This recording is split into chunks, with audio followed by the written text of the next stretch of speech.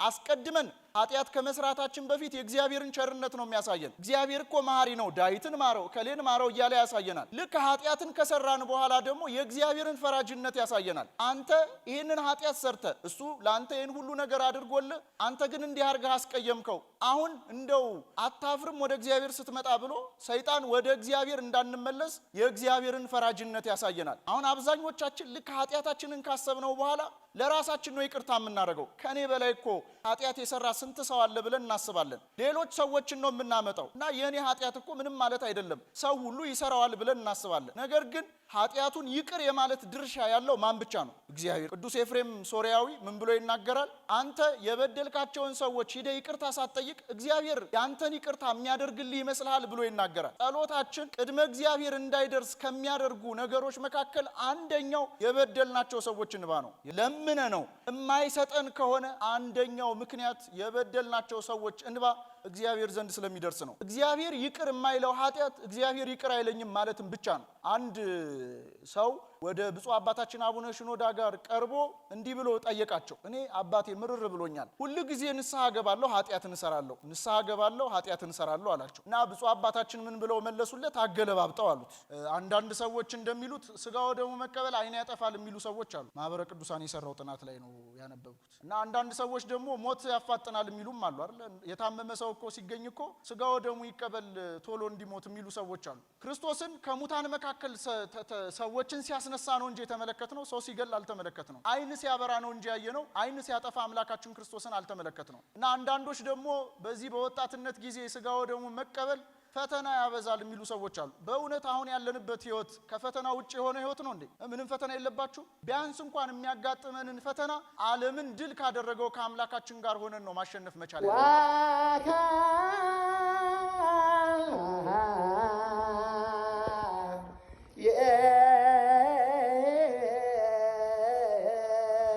በስመ አብ ወወልድ ወመንፈስ ቅዱስ አሃዱ አምላክ።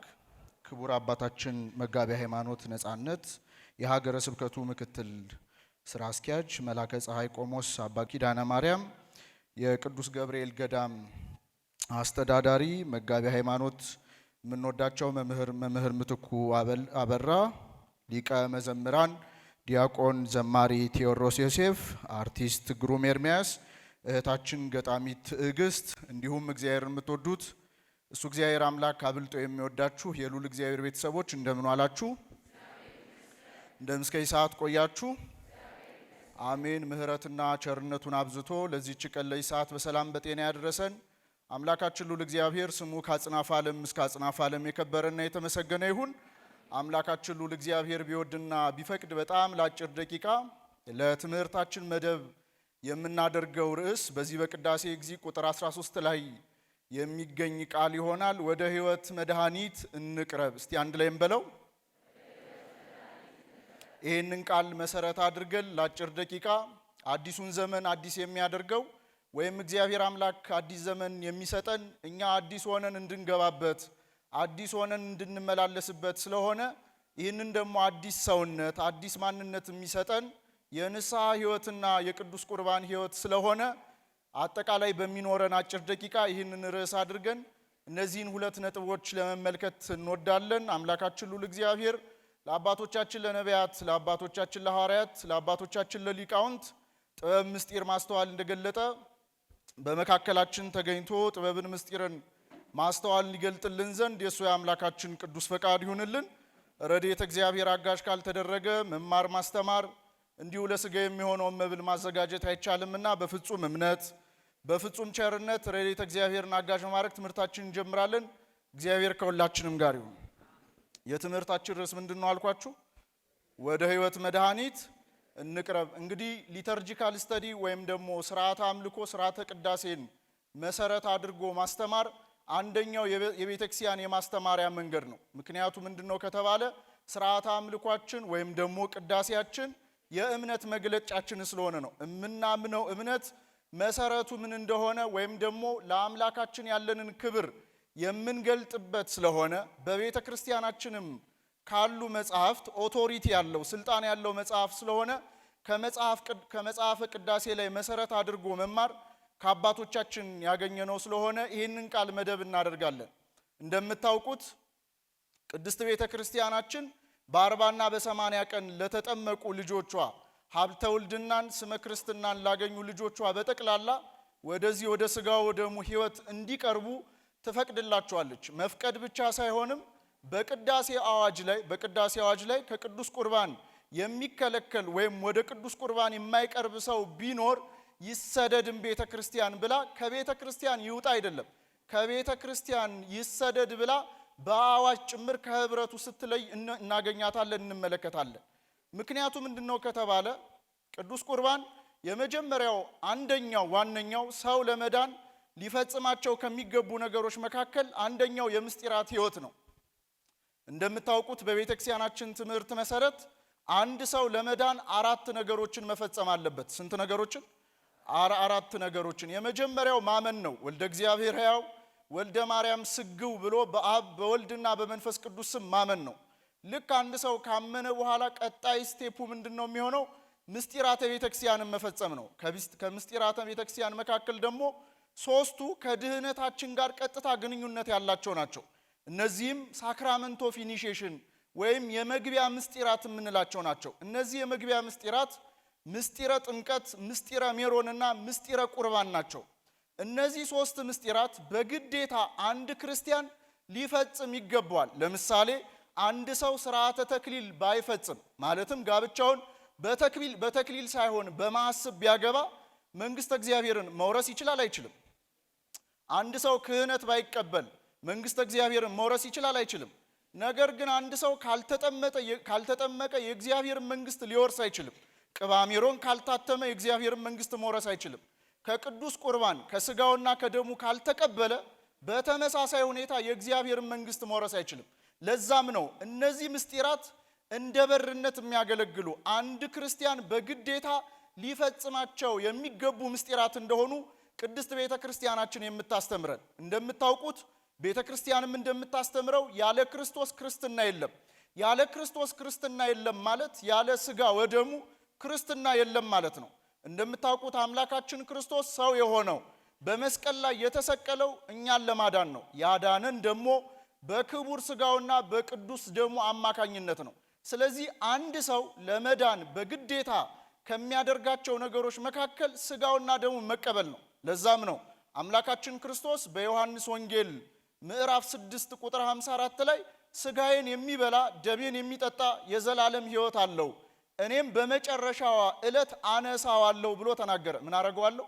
አነሳዋለሁ። የዘላለም መንግስት አወርሰዋለሁ ማለት ድህነቱን እፈጽምለታለሁ ማለት ነው። መዳን ማለት የእግዚአብሔርን መንግስት መውረስ ማለት ነው። ስለዚህ ቤተ ክርስቲያን የምትፈቅደው ከቤተ ክርስቲያን ይሰደድ የማይቆርበውን ሰውዬ ከቤተ ክርስቲያን ይውጣ ብላ የምታውጅበት ማዕከላዊ ምክንያት ምንድነው ከተባለ ያለ ስጋ ወደሙ ድህነት ስለሌለ ነው። ይሄ መጀመሪያው ነው። ሁለተኛው ደግሞ አለመቀበል የእግዚአብሔርን ፍቅር እንደማቃለል ነው የሚቆጠረው። አምላካችን ክርስቶስ እኛን ስለወደደን ቅዱስ ጳውሎስ እኮ በፊልጵስዩስ መልእክቱ ምዕራፍ 2 ላይ ይህንን ደካማ ማለት ከስላሴ በስላሴ እሪና ተካክሎ ሳለ የእኛን ስጋ መልበስ እንደመቀማት አልቆጠረውም፣ እስከ መስቀል ሞት ድረስ ራሱን ባዶ አደረገ ይለናል። ራሱን ምን አደረገ? ስለዚህ አምላካችን ክርስቶስ እኛን የወደደን እስከ የት ድረስ ነው ከተባለ እስከ መስቀል ድረስ ነው። እስከ መስቀል ድረስ ማለት ስጋውን ቆርሶ ደሙን አፍስሶ ለኛ ድህነት እስከ መስጠት ነው የደረሰው። በዚህም ምክንያት ለፍቅሩ ግብዣ የሆነን ዘንድ እኛን እንድንበላውና እንድንጠጣው ሰጥቶናል። አለመብላት የክርስቶስን ስጋና ደም አለመብላትና አለመጠጣት ደግሞ የእግዚአብሔርን ፍቅሩን እንደማቃለል ነው የሚሆነው። በዚህ ምክንያት ቅድስት ቤተ ክርስቲያን ስጋ ወደሙን እንድንቀበል ታዘናለች ማለት ነው። እንደምታውቁት የአምልኮት ሁሉ ማዕከል ሥርዓተ ቅዳሴ ነው። ማህሌቱ ቢቆም ሰዓታት ቢቆም ኪዳኑ ቢደረስ መስተብቋቱ ቢደረሱ እነዚህ በጠቅላላ መካተቻና መደምደሚያ የሚኖራቸው በቅዳሴ ውስጥ ነው። ቅዳሴውን ደግሞ የአምልኮት ሁሉ ማዕከል ያደረገው ምንድነው ከተባለ በሥርዓተ ቅዳሴ ውስጥ የሚፈተተው የአምላካችን የክርስቶስ ስጋና ደም ነው። ባይገርማችሁ በስጋው ደግሞ አማካኝነት ኦርቶዶክስ እንኳን የሚለው መጠሪያ ስማችን ሙሉ የሆነውን ትርጉሙን የሚያገኘው በሥርዓተ ቅዳሴ በምስጢረ ቁርባኑ በኩል ነው። ኦርቶዶክስ ማለት እውነተኛ የሆነ ህብረት ማለት ነው። ህብረታዊ የሆነ ህልውናም ጭምር ማለት ነው። ይሄ ህብረታችን ህልውና ያለው ህብረት ነው። ህልውና ያለው ህብረት ማለት ደግሞ ህይወት ያለው ህብረት ማለት ነው። ይሄ ህብረታችን ህይወት እንዲኖር ያደረገው ምንድነው ከተባለ በምስጢረ ቁርባኑ በኩል ወይም በቅዳሴው በኩል የሚፈተተው የአምላካችን የክርስቶስ ሥጋና ደም ነው። እኛ ከክርስቶስ ጋር ህብረት የምንመሰርትበት ክርስቶስ በምሳሌ ሳይሆን በአካል የሚገለጥበት። በምን የሚገለጥበት አልኳችሁ? በአካል የሚገለጥበት። በብሉይ ኪዳኗ ቤተ ክርስቲያን እግዚአብሔር አምላክ በፍቅርና በረድኤት ነበር የሚገለጥላቸው። በሐዲስ ኪዳኗ ቤተ ክርስቲያን ግን አምላካችን የሚገለጠው በፍቅርና በረድኤት ብቻ አይደለም፣ በአካል ጭምር ነው የሚገለጠው። ለዛም ነው እውነተኛ ህብረት ለሚለው ራሱ ቃል ትርጉም የምናስቀምጠው ክርስቶስ በአካል በሚገኝበት በምስጢረ ቁርባኑ ዙሪያ ከበው የሚሰበሰቡ የምእመናን ህብረት ማለት ነው። ይሄ ደግሞ እውነተኛ በመሆኑ አማካኝነት ለሚቀበሉት ሰዎች ለምእመናን ህይወትን የሚሰጥ ነው፣ ሰላምን የሚሰጥ ነው፣ ብልጽግናን የሚሰጥ ነው። ለምሳሌ አሁን አዲስ ዓመት ሲገባ ቴክስት እንላላካለን አይደል? እና እሺ እኛ የምንላላከው ቴክስት እንኳን ባይሆን ቴሌ የሚልክልን ቴክስት የለም? እና ቴሌ የሚልክልን ቴክስት ላይ ምን የሚል ቃላት ነው ያሉት? አዲሱ ዓመት አይላክላችሁም እንዴ? አይ አዲስ አበባ ብቻ ከሆነ ብዬ ነው። ይላካል አይደል? ለሁላችንም። እሺ አዲሱ ዓመት የምን የሰላም፣ እሺ የጤና፣ እሺ አትፍሩ፣ ፖለቲሳይዝ አይሆንም። አዲሱ ዓመት የሰላም የጤና የብልጽግና ይሁንላችሁ ይለናል። በትክክል ይወላችሁ አዲሱ ዓመት የሰላም የጤና የብልጽግና ብልጽግና ቃሉ የቤተ ክርስቲያን ነው። ዋነኛው አካል ባለጠጋ የሆነው አምላካችን ልዑል እግዚአብሔር ነው።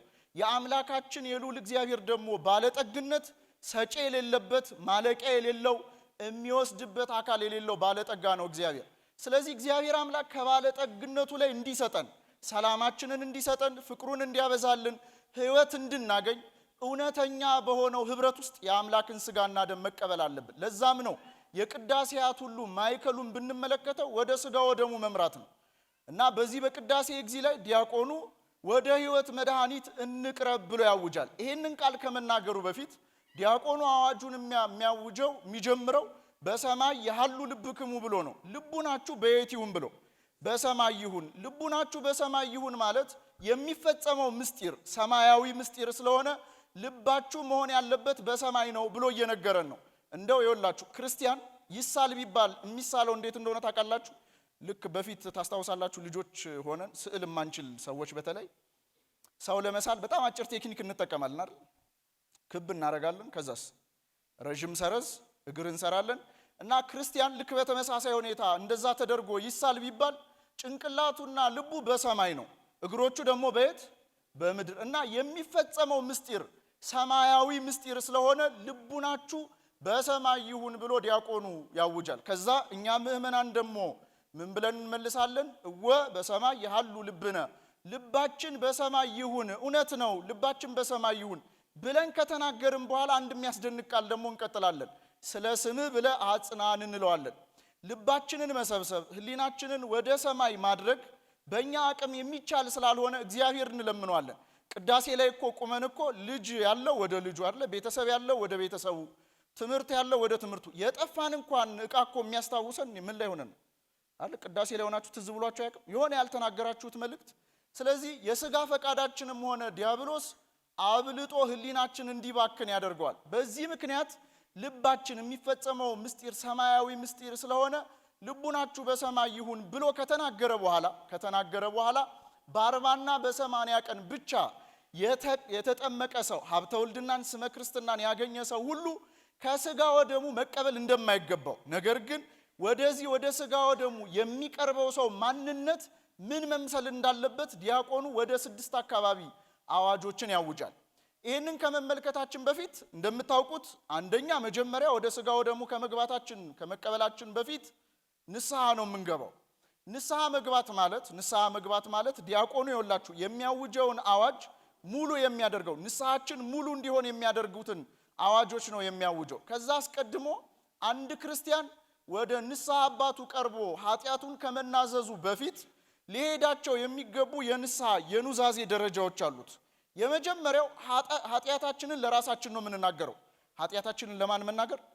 ለራሳችን። አሁን ይኸውላችሁ በሌላ ቤተ እምነት እንዳሉት ሰዎች በቃ እኔ ኃጢአቴን ለእግዚአብሔር ከተናገርኩ ሲጀመር ለእግዚአብሔርም ባልነግረው ኃጢአተኛ እንደሆንኩኝ ካመንኩኝ እግዚአብሔር ስለሚያውቅ ለምንድነው ካህኑ ጋር ሄጄ የምናዘዘው የሚሉ ሰዎች አሉ። ልክ እንደዛ ሳይሆን ዘለን ሄደን ካህኑ ጋር ቀኖናችንን ለመቀበል ኑዛዜያችንን ከመፈጸማችን በፊት የመጀመሪያው ኑዛዜ የሚቀድመው ኃጢአትን ለራስ መናዘዝ ነው። በሉቃስ ወንጌል ምዕራፍ 15 ላይ ያለው የጠፋው ልጅ ታሪክ ለዚህ አብነታችን ነው። የሉቃስ ወንጌል ምዕራፍ 15 ላይ ያለው የጠፋው ልጅ ከአባቱ ሀብትን እየሰማችሁኝ ነው አላችሁ አይደል? እንቀጥል። አዎ በሉቃስ ወንጌል ምዕራፍ 15 ላይ ያለው ልጅ ታሪኩን ሁላችሁም ታውቁታላችሁ። ከአባቱ ሀብት ንብረቱን ተካፈለና ወደ ሩቅ ሀገር ሄደ እና ወደ ሩቅ ሀገር ሄዶ በኃጢአት ተግባር አብረውት ከነበሩት ሰዎች ጋር ገንዘቡን በትኖ ጨረሰ። ገንዘቡን በትኖ ከጨረሰ በኋላ የሚበላው ስላልነበረ የአሳማ ጠባቂ ሆኖ ተቀጠረ እና አሳማዎቹ ከሚበሉት ለመብላት እስከ መውደድ ደረጃ ደረሰ እና የሉቃስ ወንጌል ምዕራፍ 15 ቁጥር 17 ላይ እንዲህ የሚል ቃል እናገኛለን። ወደ ልቡ ተመለሰ ይላል። እስቲ አንድ ላይ እንበለው። ወደ ምኑ ተመለሰ? አዎ የመጀመሪያው የንስሐ ደረጃ ካህኑ ጋር ሄደን ከመቅረባችን በፊት ወደ ልባችን ነው የምንመለሰው። አስቀድሞ ይህ ሰው ከልቡ ጋር አልነበረም። አብረውት ኃጢአት ከሚያደርጉ ሰዎችና ከኃጢአቱ ጋር ብቻ ነበረ። አሁን ግን አብረውት ገንዘብ ያጠፉ የነበሩ ሰዎች ገንዘብ ስላልነበረው በዙሪያው አልነበሩ። ስለዚህ ብቻውን ነው የሆነው። ወደ ልቡ ከተመለሰ በኋላ አንድ ሰው በንስሐ ሂደት ውስጥ ሊያደርጋቸው የሚገቡ መሰረታዊ ነገሮችን ሲናገር እንመለከተዋለን። ምን ብሎ ተናገረ? በአባቴ ቤት እንጀራ የሚተርፋቸው የአባቴ አገልጋዮች ስንት ናቸው ብሎ አሰበ። የመጀመሪያው የአባቱን ቸርነት ነው ያሰበው። ማር ይስሐቅ የተባለው የቤተ ክርስቲያናችን ሊቅ ሰይጣን ኃጢአት ከመስራታችን በፊትና ኃጢአት ከሰራን በኋላ የምናስበውን ነገር ያገለባብጥብናል። አንድ ክርስቲያን ኃጢአት ከመስራቱ በፊት የእግዚአብሔርን ልክ ኃጢአትን ለመስራት ሲያስብ መጀመሪያ ሊያስብ የሚገባው የእግዚአብሔርን ፈራጅነት ነው። እግዚአብሔር በስጋዬ ቀስፈኛል፣ በነፍሴ ደግሞ ሲኦል ያወርደኛል ብሎ ማሰብ መቻል አለበት። ልክ ደግሞ ኃጢአቱን ከሰራ በኋላ ሊያስብ የሚገባው የእግዚአብሔርን መሐሪነትና ቸርነት ነው። ነገር ግን ዲያብሎስ ጥበበኛ ስለሆነ እነዚህን ሁለት ነገሮች ያገለባብጥብናል። አስቀድመን ኃጢአት ከመስራታችን በፊት የእግዚአብሔርን ቸርነት ነው የሚያሳየን። እግዚአብሔር እኮ መሐሪ ነው፣ ዳዊትን ማረው፣ ከሌን ማረው እያለ ያሳየናል። ልክ ኃጢአትን ከሰራን በኋላ ደግሞ የእግዚአብሔርን ፈራጅነት ያሳየናል። አንተ ይህንን ኃጢአት ሰርተ እሱ ለአንተ ይህን ሁሉ ነገር አድርጎልህ አንተ ግን እንዲህ አድርገህ አስቀየምከው፣ አሁን እንደው አታፍርም ወደ እግዚአብሔር ስትመጣ ብሎ ሰይጣን ወደ እግዚአብሔር እንዳንመለስ የእግዚአብሔርን ፈራጅነት ያሳየናል። ይህ ልጅ ግን ያደረገው መጀመሪያ የተናገረው የአባቱን ቸርነት ነው። በቤቱ እንጀራ ይጠግቡ የነበሩ የአባቱ አገልጋዮችን አሰበ። እነሱን ካሰበ በኋላ ምን ብሎ ተናገረ? በቀጣይነት እኔ ግን እዚህ በረሃብ እጠፋለሁ አሉ። ምን ማለት ነው? ካደረገው ተግባርና ከደረሰበት መዋረድ የተነሳ ያጋጠመውን ነገር አስቦ ማለትም ኃጢአቱን አስቦ የደረሰበትን ነገር አስቦ ተናገረ። ይህ ልጅ ይሄን ነገር ካደረገ በኋላ ለራሱ ይቅርታ አላደረገም። ቀጣይ ምን ብሎ ተናገረ? ወደ አባቴ ዘንድ ሂጄ በሰማይና በፊትህ በድያለሁ፣ ልጅ ልባል አይገባኝም፣ ከአገልጋዮች እንደ አንዱ አድርገኝ ብዬ እጠይቀዋለሁ አለ። አሁን አብዛኞቻችን ልክ ኃጢአታችንን ካሰብነው በኋላ ለራሳችን ነው ይቅርታ የምናደርገው። ከኔ በላይ እኮ ኃጢአት የሰራ ስንት ሰው አለ ብለን እናስባለን። ሌሎች ሰዎችን ነው የምናመጣው እና የኔ ኃጢአት እኮ ምንም ማለት አይደለም፣ ሰው ሁሉ ይሰራዋል ብለን እናስባለን። ነገር ግን ኃጢአቱን ይቅር የማለት ድርሻ ያለው ማን ብቻ ነው? እግዚአብሔር። ስለዚህ የመጀመሪያው የንስሐ ደረጃ ኃጢአትን ለማን መናዘዝ ነው? ለራስ መናዘዝ ነው። ሁለተኛው ቅድም በቲያትሩም እንደተመለከታችሁት የንስሐ ደረጃ የኑዛዜ ደረጃ ኃጢአትን በጸሎት ለእግዚአብሔር መናገር ነው። ለዚህ አብነት የምናደርገው ደግሞ ልበ አምላክ ዳዊት ነው። ልበ አምላክ ዳዊት በዘመራቸው የንስሐ መዝሙሮች ከሰባት የበለጡ የንስሐ መዝሙሮች ውስጥ ኃጢአቱን በጸሎት ለእግዚአብሔር ሲናገር እናገኘዋለን። በመዝሙር 50 ላይ አቤቱ አንተን ብቻ በደልኩኝ፣ በፊትህ ምንን አደረግኩ ይላል። ክፉ ነገር አደረግኩ ብሎ ልበ አምላክ ዳዊት ይናገራል። መዝሙር 6 ላይ ደግሞ ከደረሰበት በኃጢአቱ ምክንያት ከደረሰበት መጎሳቆል የተነሳ ሌሊቱን ሙሉ አልጋውን በእንባው እንደሚያጥብ ልበ አምላክ ዳዊት ሲናገር እንመለከተዋለን። ስለዚህ የጸሎት ክፍላችን ሊይዛቸው ከሚገቡ መሰረታዊ ነገሮች መካከል የመጀመሪያው ምስጋና ነው። በሁለተኛ ደረጃ ኃጢአታችንን ለእግዚአብሔር መናገር ነው። ሰው ኃጢአቱን ለእግዚአብሔር በጸሎት ለምንድን ነው የሚናገረው ከተባለ ትክክለኛውን ተነሳይ ልቡና በእንባ የታጠበ ልቡና እግዚአብሔር አምላክ እንዲሰጠው ለመማጸን ነው። ስለዚህ ሁለተኛው ደረጃ ኃጢአትን በጸሎት ለእግዚአብሔር መናዘዝ ነው። ሶስተኛው ካህናት ጋር ቀርበን ንስሐችንን እናዘዛለን። ብዙዎቻችን ግን ካህናት ጋር ቀርበን ንስሐችንን ኃጢአታችንን መናገራችንን ልክ መደረግ እንዳለበት ነገር ብቻ ስለምናስበው እነሱ ጋር ነው ዘለን የምንሄደው። በዛም ምክንያት ነው ደጋግመን የምንወድቅባቸው ምክንያት ከሚሆኑ ነገር መካከል ሳናስተውል ኃጢአት እንደሆነ ለራሳችን ሳናምን በጸሎት እግዚአብሔር ከዛ ኃጢአት እንዲያላቅቀን ሳንለምነው ዘለን ካህኑ ጋር ሄደን ንስሐ ስለምንገባ ነው። ታዲያ እነዚህን ነገሮች አደረግን ማለት ንስሐችን ሙሉ ነው፣ ወደ ቅዱስ ቁርባን ሕይወት እንቀርባለን ማለት አይደለም። ለዚያም ነው ዲያቆኑ ወደ ቅዱስ ቁርባን ሊቀርብ የሚገባው ሰው ማን ነው ለሚለው አዋጆችን ይዘረዝራል። ሁለት አዋጆችን ተመልክተን ትምህርታችን እናበቃለን። ደከማችኋል? ቢደከማችሁስ? ስቀልዳችሁ ነው ደግሞ በሰው ሀገር መጥቼ። እሺ፣ የመጀመሪያው ዲያቆኑ ከወንድሙ ጋር የተጣላ ቢኖር ይተው ይላል። እስቲ አንድ ላይ እንበለው። ከወንድሙ ጋር የተጣላ ቢኖር ይተው። ስለዚህ ንስሐችን ሙሉ እንዲሆን የመጀመሪያው ልክ ካህኑ ጋር ተናዘን እንደጨረስን ልናደርገው የሚገባው ጉዳይ ያስቀየምናቸው ሰዎች ካሉ ሂደን ይቅርታ እንጠይቃቸዋለን። ከዛም ደግሞ የተቀየምንባቸው ሰዎች ደግሞ ካሉ ይቅር እንላቸዋለን። ኃጢአት ሲሰራ አንድ ሰው የሚያስቀይመው እግዚአብሔርን ብቻ ነው እንዴ? ለምሳሌ የሚሰርቅ ሰው እኮ የሚያስቀይመው እኮ እግዚአብሔርን ብቻ አይደለም፣ ማንን ጭምር ነው የሚያስቀይመው? በዝሙት እኮ ሲወርቅ እኮ አንድ ሰው የሚያስቀይመው እግዚአብሔርን ብቻ አይደለም፣ በዝሙት ያረከሰውንም እኮ የሌላ ሰው ሰውነት ነው። ስለዚህ ንስሐችን ሙሉ መሆን እንዲችል ማለት ጸጸታችን መናዘዛችን ሙሉ መሆን እንዲችል ቀጣይ የምናደርገው ጉዳይ ይህ ነው። አምላካችን ክርስቶስ በአዲስ ኪዳን የመጣበትን ምክንያት ስንመለከተው ለይቅርታ ነው። እመቤታችን ድንግል ማርያም እኮ ወተዘከረ ሳይሎ እኮ ነው ይቅርታውን አሰበ ትላለች። ከአዳም ጀምሮ ለአባቶቻችን የገባውን ቃል ኪዳን አምላካችን ሁሉ እግዚአብሔር አስቦ ነው አምላካችን ክርስቶስ ሰው የሆነው ከራሱ ጋር ከባህሪ አባቱ ከማን ጋር? ከአብ ጋር። ከባህሪ ሕይወቱ ከማን ጋር? ከመንፈስ ቅዱስ ጋር ሊያስታርቀን ነው አምላካችን ክርስቶስ የመጣው። የሐዲስ ኪዳንን መጽሐፍ ብንጠቀልለው ሌላ ስም እንስጠው ቢባል የይቅርታ መጽሐፍ ነው የሚባለው። ለዛም እኮ ነው አምላካችን ክርስቶስ በሥጋው ወራት ካስተማራቸው አጽንዖት ከሰጣቸው ትምህርቶቹ መካከል አንደኛውና ዋነኛው የይቅርታ ትምህርት ነው። ሐዋርያት በማቴዎስ ወንጌል ምዕራፍ 6 ላይ እንደምናነበው ወደ እርሱ ቀርበው እንዲህ ብለው ጠየቁት፣ እንዴት መጸለይ እንዳለብን አስተምረን አሉት። ያኔ አባታችን ሆይ የሚለውን ጸሎት አስተማራቸው። ሲያስተምራቸው አባታችን ሆይ የሚለው ጸሎት ውስጥ ያካተተላቸው ምንድነው? እንግዲህ እኛ የበደሉንን ይቅር እንደምንል በደላችንን ምን በለን ይቅር በለን። ምን እያልን ነው? ይቅር ካላልከን ማለት እኛ ይቅር ማንል ከሆነ አንተም በደላችንን ምን አትበለን እያልን ነው። ይቅር አትበለን ብለን በራሳችን ላይ እየፈረድን ነው። ስለዚህ አምላካችን ሁሉ እግዚአብሔር ይቅር እንዲለን ቁልፉ ያለው በእኛ እጅ ላይ ነው። ከዛስ አምላካችን ክርስቶስ ዝቅ ብለን ቁጥር 25 ላይ ስናነብ ቁጥር 15 ላይ ስናነብ ሕጉን ሲያጸናው እንዲህ ብሎ ይናገራል። የበደላችሁን ይቅር ብትሉ የሰማይ አባታችሁ ይቅር ይላችኋል። ነገር ግን የበደሏችሁን በደል ይቅር ባትሉ የሰማይ አባታችሁ ይቅር አይላችሁም ማለት። ስለዚህ አንድ ሰው ለሰው ይቅርታ የሚያደርገው ለሰውየው የሆነ ፌቨር እየሰራለት አይደለም። ጥቅሙ ለማን ነው? ምክንያቱም እሱ በደሉን የሰውየውን በደል ይቅር ማለት የማይችል ከሆነ እግዚአብሔር አምላክ በደሉን ይቅር ሊለው ይችላል እንዴ? አይችልም። በዚህ ምክንያት ነው ይህንን የተናገረው። ታዲያ ይቅር ማለት ከተባለ የመጀመሪያው የበደልናቸው ሰዎች ካሉ ሂዶ ይቅርታ መጠየቅ ማለት ነው። በዚሁ በማቴዎስ ወንጌል ምዕራፍ 5 ቁጥር 23 ላይ አምላካችን ክርስቶስ ከወንድም ጋር ችግር ኖሮብህ ቢሆን መባህን ይዘ ወደ ቤተ መቅደሱ ስትመጣ አስቀድመ ለእግዚአብሔር መባህን ከመስጠት በፊት በመሰዊያው ላይ አስቀምጠው አለ።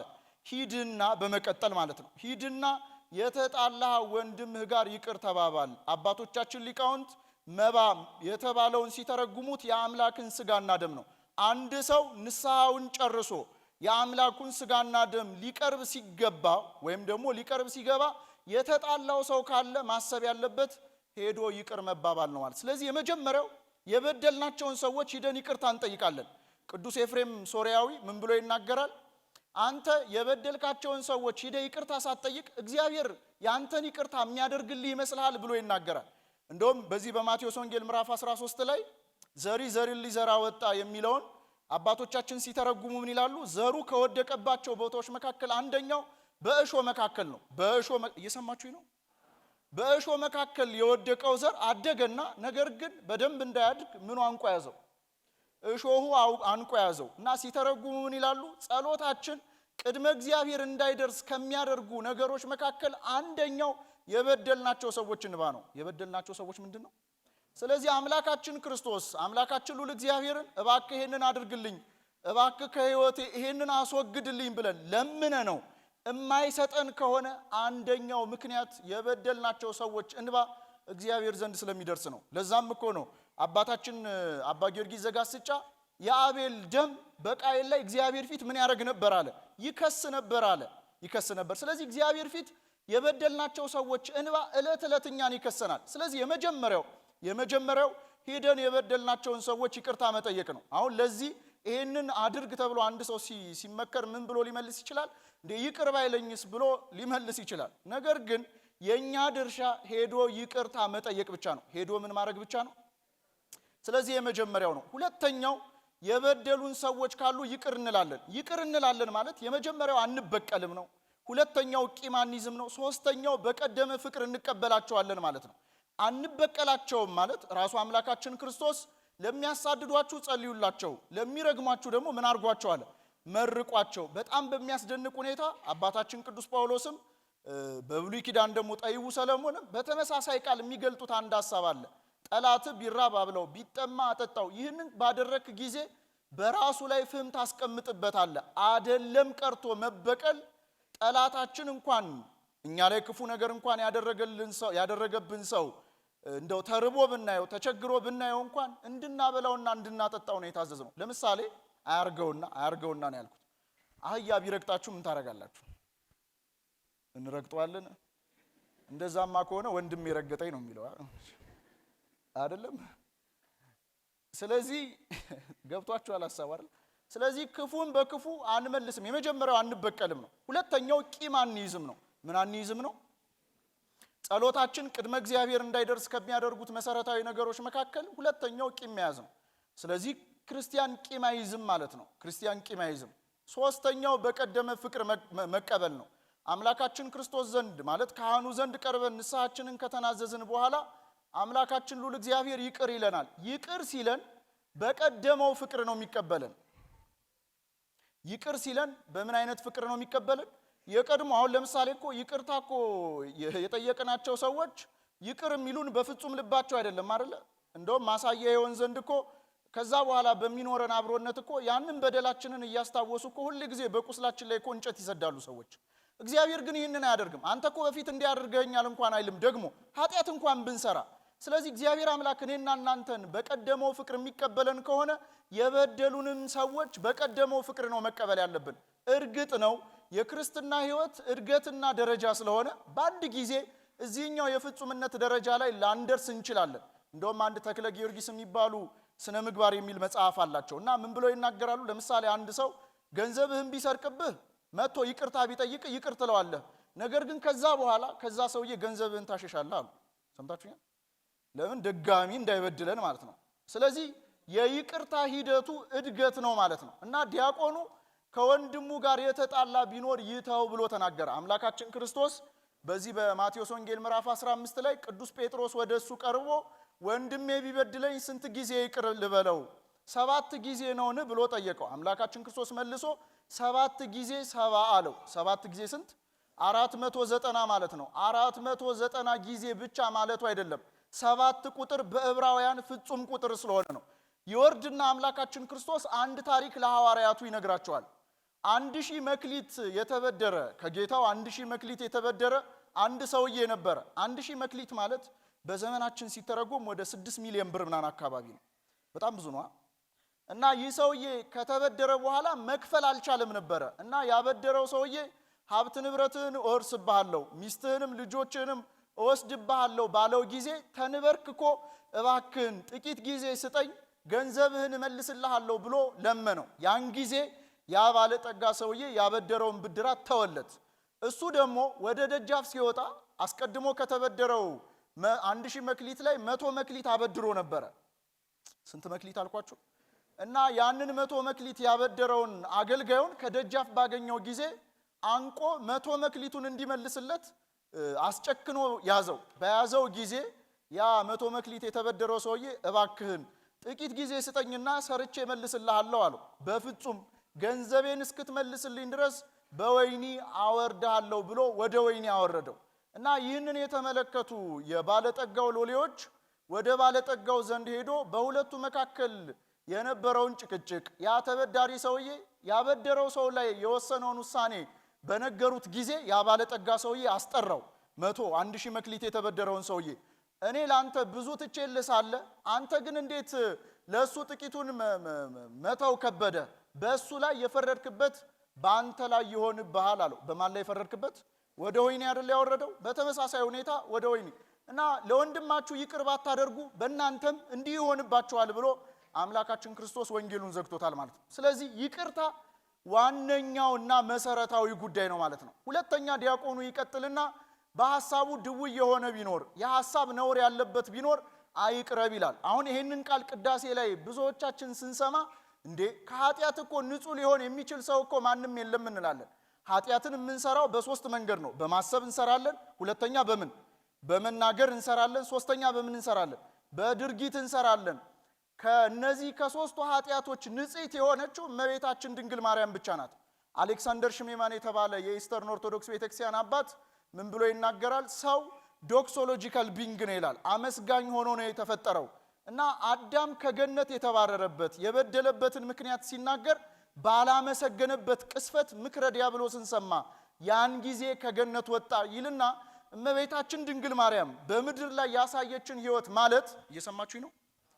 እመቤታችን ድንግል ማርያም በምድር ላይ ያሳየችን ሕይወት ማለት አዳም በገነት ውስጥ በነበረበት 7 ዓመት ከ47 ቀን በነበረበት ጊዜ የኖረውን ሕይወትና እግዚአብሔር እኔና እናንተን አድሎን በቀኙ ስንቆም የምንኖረውን ሕይወት ማሳያ ነው አለ። ስለዚህ ከሰው ወገን ከእመቤታችን ውጪ በሐሳቡ ላይ በድል የሚችል የለም። ለዛም እኮ ነው አይደለም በእኛ በኃጢአተኞቹ ወገን ቀርቶ በቅዱሳን ወገን እንኳን ከሚፈተኑባቸው ከሚታገሏቸው ትግሎች መካከል የሐሳብ ፈተና አንደኛው ነው።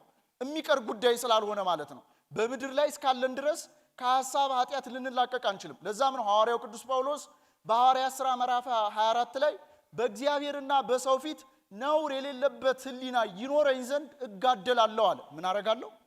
እጋደላለሁ። ስለዚህ ቅዱሳኑን እንኳን ቅዱስ ያሰኛቸው በሐሳብ አለመፈተናቸው ሳይሆን በሐሳብ ኃጢአት ጋር መጋደላቸው ነው ማለት ነው። እየሰማችሁኝ ነው? ታዲያ ኃጢአት የሚሆነው እንዴት ነው ከተባለ አንድ ሰው እኮ በሐሳቡ አለመበደል አይችልም እና ደግሞ ካልተናገርኩት በተግባር ካልገለጥኩት ምን ችግር አለው ብሎ ኃጢአቱን የሐሳብ ኃጢአቱን የሚሰራ ከሆነ ከባድ በደል ይሆንበታል። ታዲያ አባቶቻችን ይህንን ኃጢአት የሐሳብ ኃጢአት ንስሐ የሚያስፈልገውንና ንስሐ የማያስፈልገውን የሐሳብ ኃጢአት ሲለዩ በሁለት መንገድ ያስቀምጡታል። የመጀመሪያው የሐሳብ ኃጢአት ከኛ የሥጋ ድካም የተነሳ የሥጋ ፈቃድ የተነሳ የሚመጣ የሐሳብ ኃጢአት አለ። የሥጋ ፈቃድ ማለት ሰው ለኃጢአት ያለው ዝንባሌ ማለት ነው። ፈቃደ ነፍስ ማለት ደግሞ ሰው ለጽድቅ ያለው ዝንባሌ ማለት ነው። አንድ ሰው ከመንፈሳዊ ምግባራት በተጓደለ ጊዜ በሐሳቡ ኃጢአትን ይሰራል እና ሐሳቡ ኃጢአትን ከሰራ በኋላ ይሄ ያሰብኩት ኃጢአት በውኑ ዓለም በሆነልኝ በተደረገልኝ እና በሚያስበውም የሐሳብ ኃጢአት የሚደሰት የሚዝናና ከሆነ ይሄኛው ከራሱ የሥጋ ድካም ከራሱ የሥጋ ፈቃድ የመጣ ስለሆነ ንስሐ ያስፈልጓል። ሁለተኛው ደግሞ አንዳንድ ጊዜ በሐሳባችን የሆነን ኃጢአት ከሰራን በኋላ እንዴት እንዲያስባለሁ ብላችሁ አታውቁ? እየሰማችሁኝ ነው? እንዴት እንዲያስባለሁ ብላችሁ አታውቁ? እንዲህ ያለው የሐሳብ ኃጢአት የሚመጣው ከዲያብሎስ ነው። ካህናት ባሳለሙን ጊዜ ስርየትን እናገኛለን። ቅዳሴ ላይ እንኳን ቆመን ከሐሳብ ኃጢአት ልንላቀቅ እንችላለን እንዴ? አንላቀቅም። በጣም በሚያስደንቅ ሁኔታ እኮ ቅዳሴ ላይ የሚቆርቡትን ቆራቢዎች ካህናቱ እየተዟዟሩ ያሳልሟቸዋል። ምክንያቱም ሰው ከሐሳብ ኃጢአት ሊነጻ ስለማይችል ነው። እንደውም አንድ አባት ሲናገሩ ምን ይላሉ? አይደለም ቀርቶ በቅዳሴ ላይ ቆመን ቅዱስ ሥጋውን ተቀብለን ክቡር ደሙን እስከምንቀበልበት ባለችው ቅስፈት እንኳን ይሄ የሐሳብ ኃጢአት ሊጠፋ ላይችል ይችላል እና ካህኑ እንኳን ስጋውን ሲያቀብለን እኮ እግዚአብሔር ምን ያርግ ይላል ይፍታ ብሎ እኮ የሚናገርበት ምክንያት የሐሳብ ኃጢአት የሚቀር ጉዳይ ስላልሆነ ነው። ስለዚህ ዲያቆኑ በሁለተኛ ደረጃ የሐሳብ ነውር ያለበት በሐሳቡ ድውይ የሆነ ቢኖር አይቅረብ ብሎ ይናገራል። ቦታቸውን ተዛብቶ ሊሆን ይችላል። ሶስተኛው ይችን ብቻ ብያችሁ ትምህርቴን አበቃለሁ። በልቡ መጠራጠር ያለ ቢኖር ይመን ይላል። በልቡ ምን ያለ ቢኖር መጠራጠር ያለ ቢኖር ይመን። ይኸውላችሁ ከሥጋ ፍሬዎች መካከል ሐዋርያው ቅዱስ ጳውሎስ በዕብራውያን መልእክቱ ምዕራፍ 5 ቁጥር 20 ማን ነው በገላትያ መልእክቱ ምዕራፍ 5 ቁጥር 24 ላይ ከዘረዘራቸው የሥጋ ፍሬዎች መካከል አንደኛው ምንፍቅና ነው። ምንፍቅና ናፈቀ ማለት ተጠራጠረ፣ በከፊል አመነ ማለት ነው።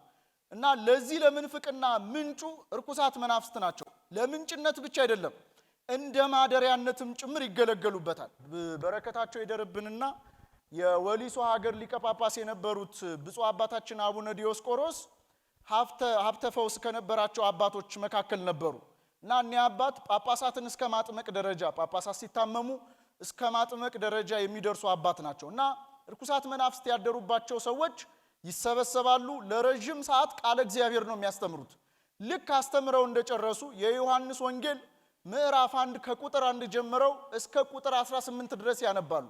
ያኔ ርኩሳት መናፍስት ያደሩባቸው ሰዎች እየተነሱ ይፈርጣሉ። ልክ አንብበው እንደጨረሱ ያጠምቋቸዋል። ላይመለስ ያ ሰይጣን ከሰዎቹ ላይ ይርቅላቸዋል። እና አንድ ዕለት ከፕሮቴስታንት ቤተ እምነት ለመከራከር የመጣች አንዲት እህት ነበረች። እና ይቺ እህት እንዲያስተምራት አንድ ዲያቆን የሰማችሁ ነው አይደል? አንድ ዲያቆን ይመድቡላታል። እና ከዛ ዲያቆን ጋር ዲያቆኑ ያስተምራታል። አይ እንደዚህ እኮ አይደለም እያለች ትመልሰዋለች። አሁንም ያስተምራታል፣ ትመልሰዋለች። እና በሁለቱ መካከል የነበረውን ውይይት ይመለከቱ ስለነበረ ብፁዕ አባታችን ታዋት አሉትና ከዚህ ቀደም እንደሚያደርጉት የዮሐንስ ወንጌል ከፍተው ምዕራፍ 1 ቁጥር 1 ጀምረው ማንበብ ጀመሩ። ምዕራፍ 1 ቁጥር 1 ምንድን ብሎ ነው የሚጀምረው? በመጀመሪያ ቃል ነበረ ብለው ሲጀምሩ ያቺ ሴት ተነስታ ፈረጠች። አንብበው እንደጨረሱ አጠመቋት። ከዛ በኋላ በል አሁን አስተምራት አሉት። ተማረች፣ የክርስትናን ጥምቀት ተጠመቀች። በረከታቸው ይደርብን። እና ለጥርጥር ምንጩ ርኩሳት መናፍስት ናቸው። ለጥርጥር ምንጩ ርኩሳት መናፍስት ብቻ ሳይሆኑ እንደ ማደሪያነት ጭምር ይጠቀሙበታል። ርቱ ሃይማኖት የተባለ የቤተክርስቲያናችን ሊቅ ሲናገር ምን ይላል? አጋንንት ካንተ እንዲርቁልህ ትፈልጋለህ ብሎ ይጠይቃል። መልሼ ልጠይቃችሁ፣ አጋንንት ከናንተ እንዲርቁላችሁ ትፈልጋላችሁ? አይዟችሁ፣ ላስለቅቅ አይደለም፣ ፈራችሁ ይመስለኝ፣ እኔ ሀብተ ፈውስ የለኝም።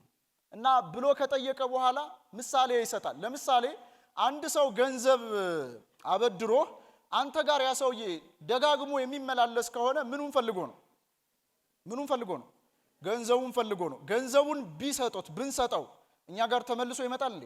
እና አጋንንት ካንተ እንዲርቁልህ የምትፈልግ ከሆነ ገንዘባቸውን መልስላቸው ብሎ ይህ ሊቅ ይናገራል። እና የአጋንንት ገንዘባቸው ምንድነው ብለህ የምትጠይቀኝ ከሆነ ቅዱስ ጳውሎስ የዘረዘራቸው የሥጋ ፍሬዎች ናቸው። ከነዛ የሥጋ ፍሬዎች መካከል አንደኛው ምንፍቅና ነው ማለት ነው። በዚህ በኢስተርን ኦርቶዶክስ ቤተክርስቲያን አንድ በጣም የታወቁ ኤግዞረስት አሉ፣ አጥማቂ አሉ።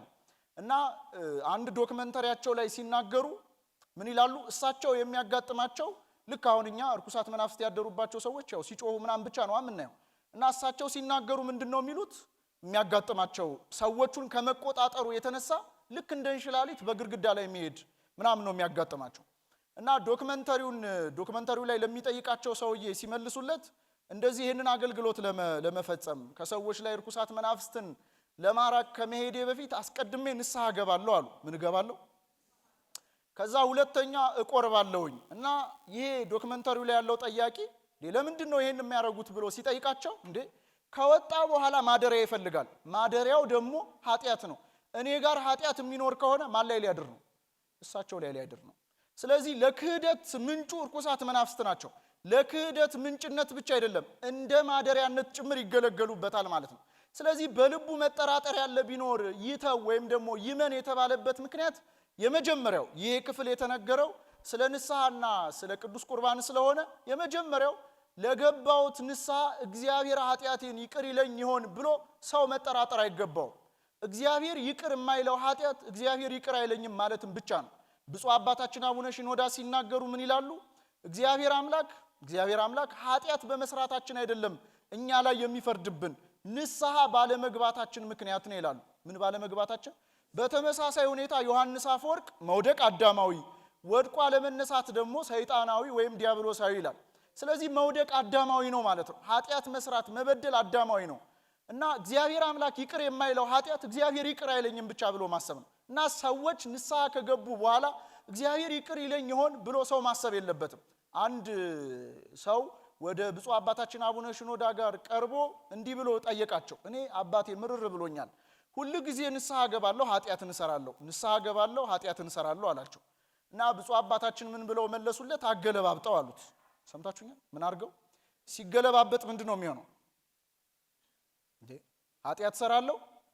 ስለዚህ ሁሉ ጊዜ አዳማዊ ባህሪ ስላለን የምንወድቅ ስለሆነ ኃጢአት እንሰራለን፣ ነገር ግን ምን እንገባለን? ምክንያቱ ምንድነው ከተባለ እግዚአብሔር ቸርና መሐሪ ስለሆነ ነው። ኃጢአት በመስራታችን ሳይሆን ንስሐ ባለመግባታችን ምክንያት ስለሚፈርድብን ነው። ሁለተኛው በስጋው ደሙ ላይ ባለን እምነት ነው። የምንቀበለው ስጋና ደም በአምሳለ ህብስትና በአምሳለ ወይን ቢሆንም ነፍስ የተለየው መለኮት የተዋሃደው አማናዊ የሆነ የአምላካችንን የክርስቶስ ስጋና ደም እንደምንቀበል ማመን መቻል አለብን። ይሄ ጥርጥር የሌለበት እምነት ነው። ጥርጥር የሌለበት እምነት እንደሆነ የምንረዳው ደግሞ ራሱ አምላካችን ክርስቶስ ስላሳየን ነው። አምላካችን ክርስቶስ ስጋዬን የሚበላ ደሜን የሚጠጣ የዘላለም ሕይወት አለው፣ እኔም በመጨረሻው ዕለት አነሳዋለሁ ብሎ በተናገረ ጊዜ የተሰበሰቡት ተሰባኪዎች አጉረምርመው ነበር። እንዴት የሰው ልጅ ስጋውን እንበላለን ደሙንስ እንጠጣለን? እሱ አንድ ሲሆን እንዴት ለሁላችን ይበቃል ብለው ተጨነቁ ነው የሚለን። ምን አደረጉ? ተጨነቁ። ከዛ ተበተኑ እና ሐዋርያትን ዘወር ብሎ ማስተባበያ ያልሰጠም አምላካችን ክርስቶስ ምንድነው ያላቸው? እናንተስ ልትሄዱ ትወዳላችሁ አላቸው። ምን አላችሁ አልኳችሁ? ስለዚህ ስጋው ደሙ ላይ ባለን እምነት ጥርጥር እንዳይኖረን ያደረገው ራሱ አምላካችን ክርስቶስ ነው። ራሱ አምላካችን ክርስቶስ ነው። ስለዚህ የምንቀበለው ስጋና ደም በአምሳለ ህብስትና በአምሳለ ወይን ቢሆንም ይህንንም ያደረገው ደግሞ አምላካችን ሁሉ እግዚአብሔር ስለኛ ብሎ ነው። በአባቶቻችን ሕይወት ውስጥ እንደምንመለከተው የእውነት የምቀበለው የአምላኬን ስጋ ነው የአምላኬን ደም ነው ብለው የተጠራጠሩ አባቶች ስለ ልብ ንጽህናቸው ብሎ በመሰዊያው ፊት ለመቁረብ በቀረቡ ጊዜ ቀይሮ አሳይቷቸዋል። ህሊናቸውን ጸኖባቸው ተንበርክከው እግዚአብሔር ሆይ ይቅር በለኝ ስለሰራሁት ኃጢአትና በደል ብለው በአምሳለ ህብስትና በአምሳለ ወይን የተቀበሉ በጣም ብዙ አባቶች አሉ። በመሰዊያው ላይ ለአባቶቻችን በአምሳለ በግ በበግ አምሳል ልክ መጥምቀ መለኮት ቅዱስ ዮሐንስ እንደተናገረው ነዋ በግው አይደል ያለው? እነሆ የኃጢአትን የዓለምን ኃጢአት የሚያስተሰርይ የእግዚአብሔር በግ ብሎ ተናገረ። ቀሲስ ታምራቱ ቤ የጻፉት አንድ መጽሐፍ ላይ ገጽ 206 ይሄንን ታሪክ ነግሬያችሁ ትምህርቴን አበቃለሁ። ገጽ 206 ዳግ ማስታወሻ ላይ የአንድ የንስሐ ልጃቸውን ታሪክ ይነግሩናል።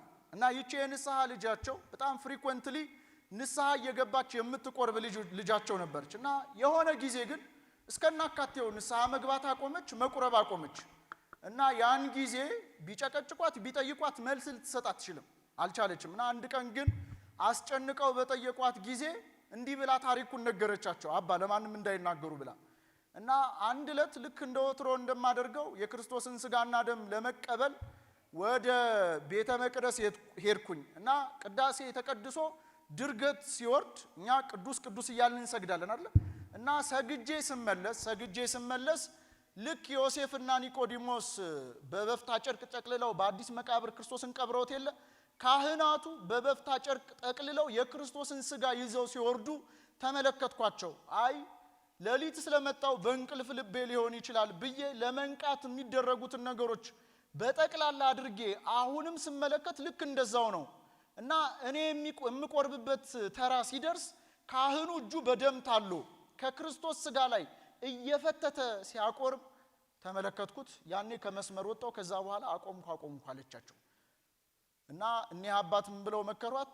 ልክ በአባቶቻችን ሕይወት ክርስቶስ ያደርገው እንደነበረው አሁንም በእኛ ዘመን እያደረገ እንደሆነ ለኛ ያሳየን ምስክር ይሆን ዘንድ ነው ይሄንን ያደረገው። እና አንቺም ወደዚህ ሕይወት መመለስ አለብሽ ብለው መክረው ዘክረው ወደዚህ ሕይወት መልሰዋታል። በረከታቸው ይደርብን። ለምን? በትክክል ልበ ንጹሃን ብፁዓን ናቸው እግዚአብሔርን ያዩታልና ነው የተባለው። የክርስቶስ ስጋና ደም በትክክል ስጋው ደሙ ሆኖ ለመመልከት የልብ ንጽህና ይጠይቃል። ይህ ታሪክ የሚያሳየን በትክክል አምላካችን ክርስቶስ ሪል በቤተ ክርስቲያን ውስጥ እንዳለ ነው። ይቺ ቤተ ክርስቲያን ክርስቶስ የሆነ አድኖኛል ሞቶልኛል ምናምን ብቻ የምትል አይደለችም። ሪል ክርስቶስ በአካል አለ። ራሱ ምስጢር ሆኖ ራሱ ምስጢር ፈጻሚ ከአባቱ ጋር ምስጢር ተቀባይ ሆኖ ለዛም ነው ቅዱስ ጎርጎርዮስ በሃይማኖተ አበው ላይ ራሱ መስዋዕት ነው፣ ራሱ መስዋዕት አቅራቢ ነው፣ ከአባቱም ጋር ሆኖ መስዋዕቱን የሚቀበለው እሱ ክርስቶስ ነው ብሎ ተናገረ። በዚህ ምክንያት እኮ ነው በቅዳሴ ላይ ካህናት እኮ ሲቀድሱ እንዲህ ነው እኮ የሚሉት። በቅዳሴ ማርያም ላይ ኦ እግዚኦ በከመ አሚሃ ዘንተ ህብስተ ባርክ ወፈትት ወሀብ ነው የሚሉት። ኦ እግዚኦ በከመ አሚሃ ማለት አቤቱ እንደዚያች ዕለት ማለት ነው። እንደዚያች ዕለት የተባለችው ዕለተ ሐሙስ ናት። እንደ ዕለተ ሐሙሱ ይህንን ህብስት ባርከው ካህኑ እኔ ልባርከው አይልም፣ ወፈትት ግመሰው ይለዋል። ከዛስ ወሀብ የሚለውን ሲተረጉሙ እጄን እጅህ አድርገህ አቀብል ሲል ነው። ስለዚህ በትክክል አምላካችን ክርስቶስ የት ነው ያለ ከተባለ እዚች ቤተክርስቲያን ራሱ ምስጢር ሆኖ ራሱ ምስጢር ፈጻሚ ራሱ ምስጢር ተቀባይ ሆኖ፣ ለዛም ነው ዲያቆኑ በሶስተኛ ደረጃ ሲያውጅ በልቡ መጠራጠር ያለ ቢኖር ይመን፣ በስጋው ደሙ ላይ ባለን እምነት በንስሐ ላይ ባለን እምነት ነው ማለት ነው። ዲያቆኑ እየቀጠለ የሚያውጃቸው አዋጆች አሉ። ሰዓት ስለሌለ እዚህ ላይ እናበቃለን። ስለዚህ ወደ ቅዱስ ምስጢር አንድ ሰው መቅረብ የማይገባው ለምንድነው ከተባለ ይቅር ንስሐ ካልገባ፣ ከተጣላው ሰው ጋር ይቅር ካልተባባለ፣ የሐሳብ በደሉን ካልተናዘዘ፣ በልቡ ጥርጥር ካለበት ብቻ ነው። ነገር ግን አንዳንድ ሰዎች እንደሚሉት ስጋው ደሙ መቀበል ዓይን ያጠፋል የሚሉ ሰዎች አሉ። ማህበረ ቅዱሳን የሰራው ጥናት ላይ ነው ያነበብኩት። እና አንዳንድ ሰዎች ደግሞ ሞት ያፋጥናል የሚሉም አሉ አይደል? የታመመ ሰው እኮ ሲገኝ እኮ ስጋው ደሙ ይቀበል ቶሎ እንዲሞት የሚሉ ሰዎች አሉ። ክርስቶስን ከሙታን መካከል ሰዎችን ሲያስነሳ ነው እንጂ የተመለከትነው ሰው ሲገል አልተመለከትነው። ዓይን ሲያበራ ነው እንጂ ያየነው ዓይን ሲያጠፋ አምላካችን ክርስቶስን አልተመለከትነው። እና አንዳንዶች ደግሞ በዚህ በወጣትነት ጊዜ ስጋው ደሙ መቀበል ፈተና ያበዛል የሚሉ ሰዎች አሉ። በእውነት አሁን ያለንበት ህይወት ከፈተና ውጪ የሆነ ህይወት ነው እንዴ? ምንም ፈተና የለባችሁ? ቢያንስ እንኳን የሚያጋጥመንን ፈተና ዓለምን ድል ካደረገው ከአምላካችን ጋር ሆነን ነው ማሸነፍ መቻል ያለብን። ስጋውን በልተን ደሙን ጠጥተን የዘላለም ህይወት እንድንወርስ የሱ የአምላካችን ቅዱስ ፈቃዱ ይሆንልን። በጎደለ በጠመመ በአፈ ትጉሃን መላእክት በመምህራነ ቤተክርስቲያን የሚታረም ይሁን። ወስብሐት ለእግዚአብሔር።